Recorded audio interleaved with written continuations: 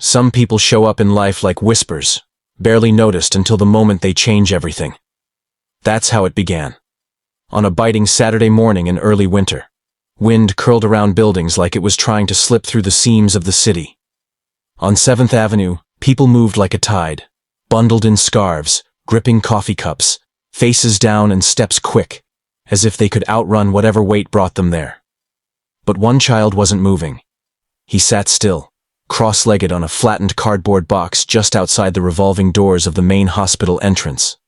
A tattered notebook rested in his lap, and a chewed-up pencil danced between his fingers. He drew, quietly, intently, like the world inside the notebook mattered more than the one rushing past him. His name was Ezekiel Carter. Most called him Zeke. He was 9.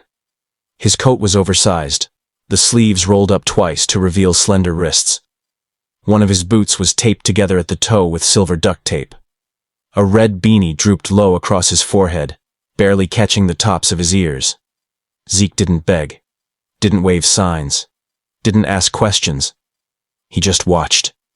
Watched people arrive and disappear, watched tears fall and shoulders slump, watched moments no one thought a child would understand. He'd been there for weeks. Some hospital staff had tried to move him along early on, unsure what to do with a child who didn't speak unless spoken to. But eventually, they stopped. Zeke didn't cause problems. If anything, he became part of the scenery, another unspoken piece of the hospital's rhythm.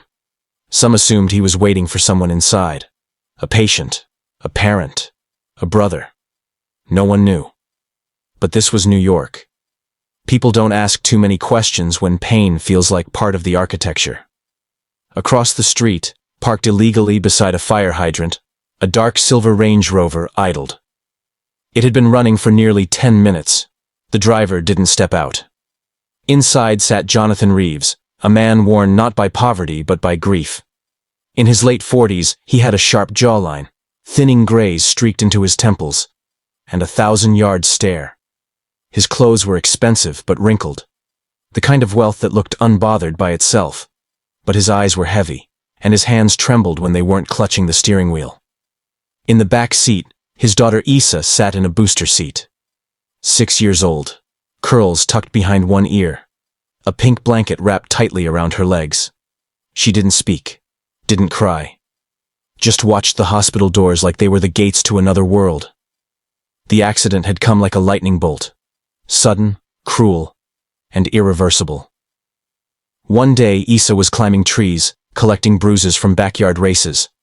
The next, she couldn't feel her legs. She'd stopped laughing, stopped talking much at all. Just quiet stares and soft nods. Jonathan carried her like porcelain, terrified she might break even more. That morning, he opened the car door, stepped out, and gently lifted Issa into his arms. As he approached the building, Zeke looked up. And then it happened. Zeke stood. Just as they passed, he spoke, not loud, but clear. "Sir," he said, "I can make your daughter walk again." Jonathan stopped, mid-step. He didn't turn at first. He wasn't angry, just startled. When he finally looked, it wasn't with disbelief, it was with curiosity, held tightly behind suspicion. "What did you just say?" Zeke didn't flinch. He tucked his notebook under his arm. "I said I can help her walk again." Jonathan squinted, his arms tightening around Issa. "That's not funny, kid." "I wasn't joking."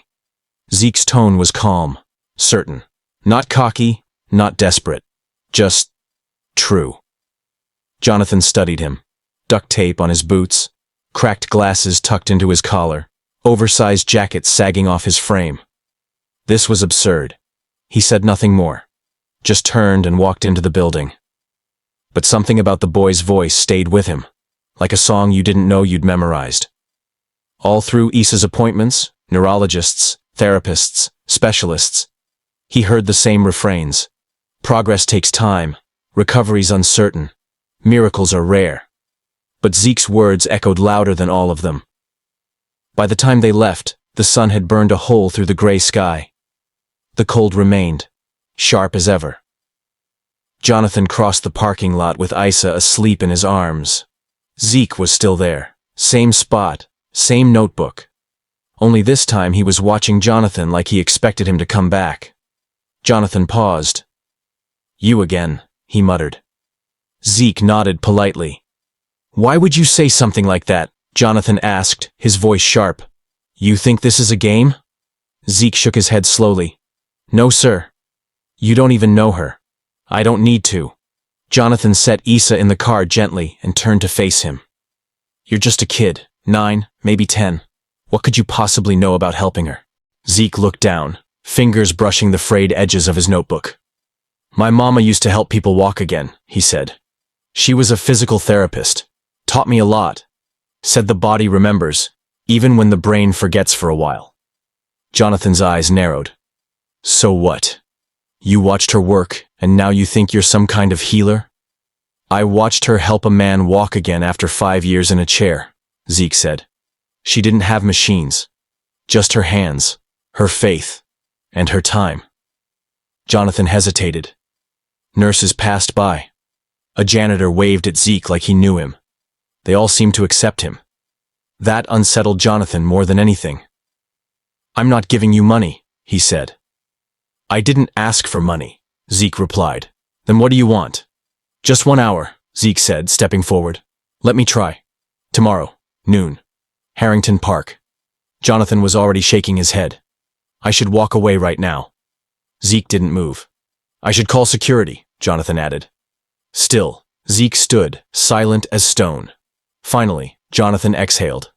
"Fine, 1 hour. You waste it, that's on you. Noon.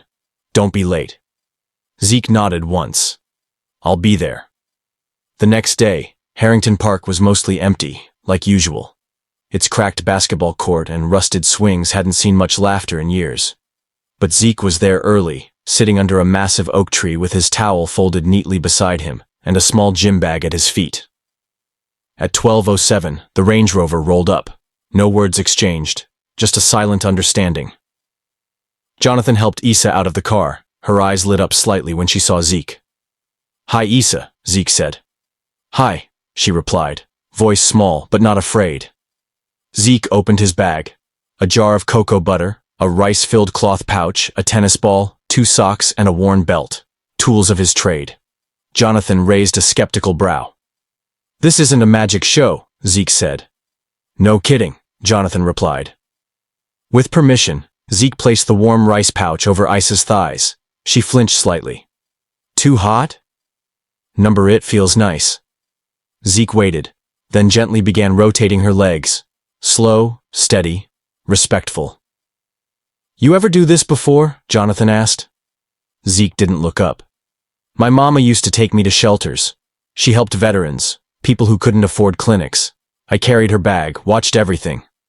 "And she taught you this?" "She said the body doesn't always need fancy machines, just attention." Respect. Over the next 30 minutes, Zeke asked Issa questions, what she liked to watch, favorite food, her favorite color. Her answers were quiet at first, but they grew.